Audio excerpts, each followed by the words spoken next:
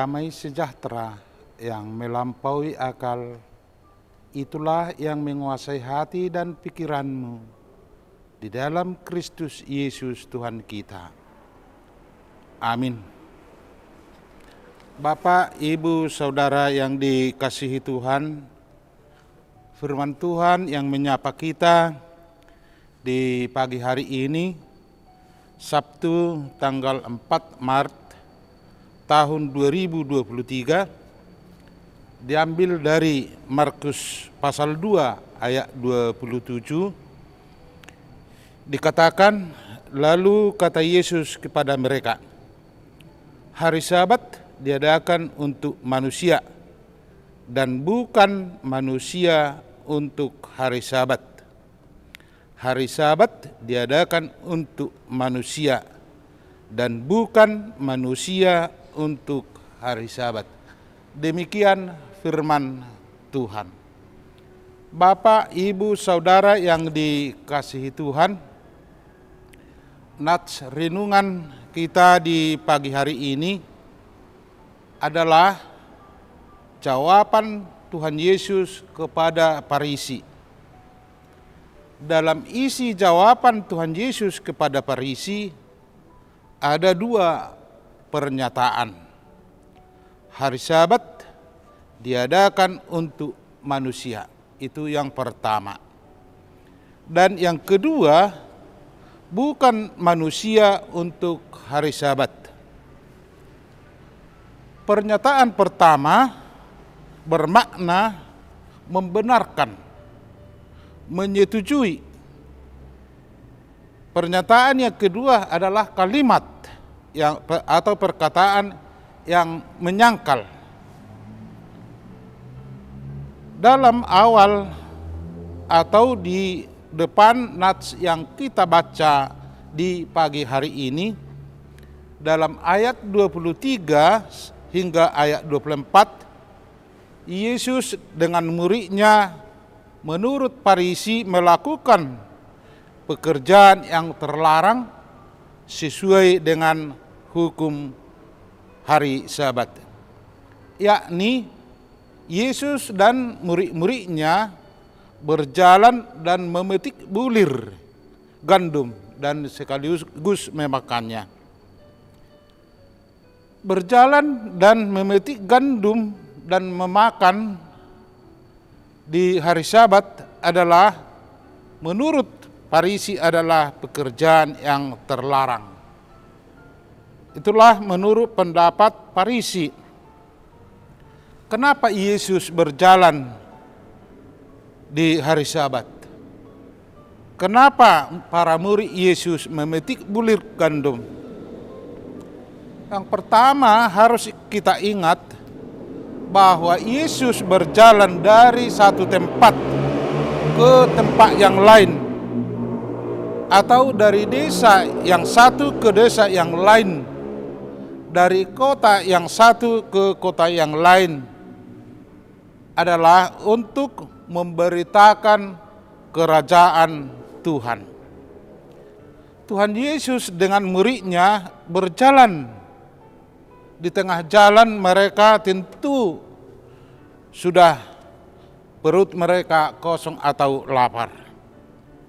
Dengan demikian, dengan terpaksa mereka memetik bulir gandum untuk dimakan. Kita mau melihat dari firman yang kita baca tadi yang mengatakan hari Sabat diadakan untuk manusia dan bukan manusia untuk Sabat. Makna yang pertama yang kita lihat di situ sebagai pokok adalah manusia. Manusia memerlukan makanan. Jadi yang mau kita lihat dari firman Tuhan yang kita dengar di pagi hari ini, pada saat murid Tuhan Yesus lapar untuk memberitakan firman Tuhan dari tempat satu ke tempat yang lain, untuk mempertegas pernyataan Tuhan Yesus dalam argumen yang pertama, Tuhan Yesus mengatakan satu hal kepada mereka, yaitu pada aturan sajian yang harus dimakan oleh imam. Dan kita lihat di situ pernyataan Tuhan Yesus bahwa sajian yang dimakan oleh Daud, tentu Daud adalah pada saat itu dalam keadaan lapar, sehingga imam memberikan roti tersebut untuk dimakan oleh Daud sendiri.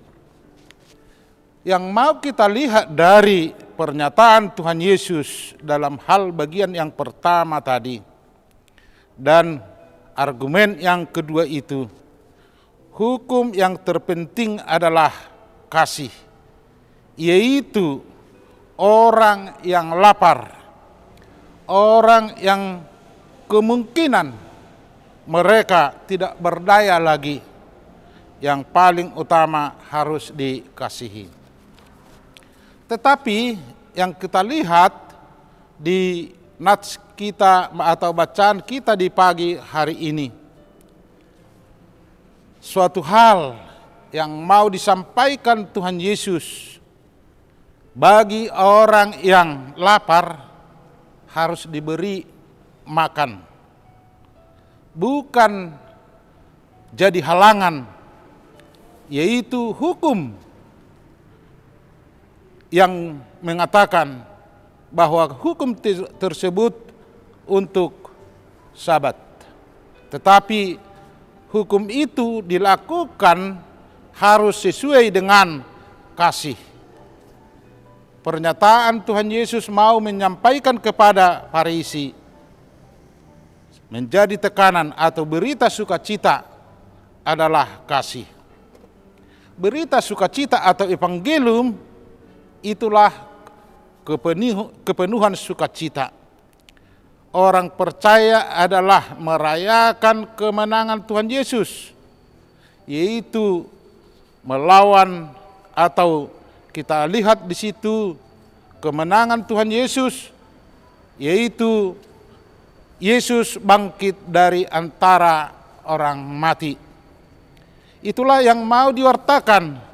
Itulah yang menjadi pokok yang diwartakan pada hari Sabat, yaitu melakukan kasih. Hari Sabat adalah saat yang tepat untuk melakoni kasih. Kasih Tuhan Yesus yang terutama yang kita rayakan pada hari Sabat adalah kemenangannya. Itulah yang mau dikatakan Tuhan Yesus menjadi penekanan untuk melakukan Sabat adalah mengasihi atau menolong orang dalam kesusahan. Itu tertulis dalam Matius 22 ayat 23 bahwa dikatakan Tuhan Yesus, kasihilah sesamamu manusia seperti dirimu sendiri. Oleh karena itu, hukum atau Sabat jangan membatasi menjadi tidak dilakukan kasih, tetapi pada hari Sabat itu harus melakoni atau melakukan kasih.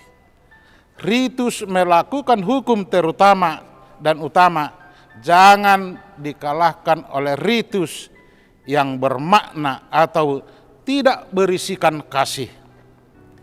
Manusia untuk Sabat yang benar, Sabat diadakan untuk manusia.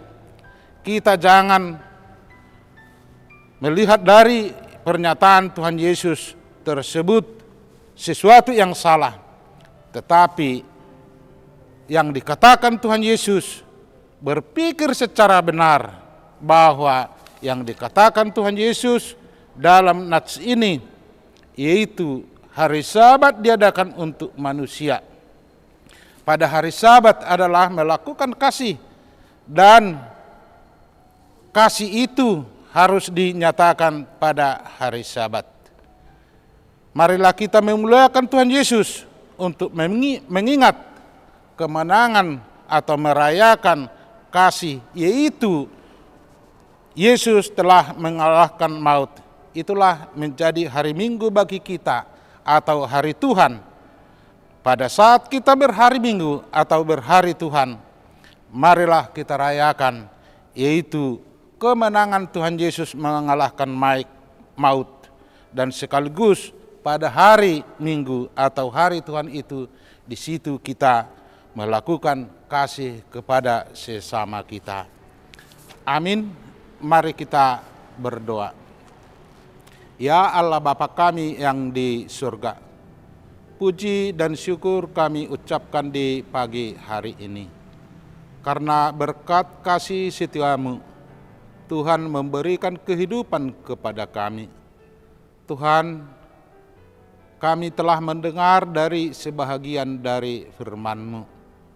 Tuhan, di setiap kehidupan kami, di setiap kami merayakan kemenangan-Mu, di setiap kami berkumpul pada hari Minggu, kami mengingat sukacita yang begitu besar, yaitu kemenangan-Mu yang menaklukkan kematian, dan Engkau bangkit dari antara orang mati. Dan sekaligus pada hari Sabat itu, kami mengutamakan melakukan kasih, karena Engkau adalah Maha Kasih. Tuhan, pada hari ini, tolonglah kami menjadi pelaku kasih.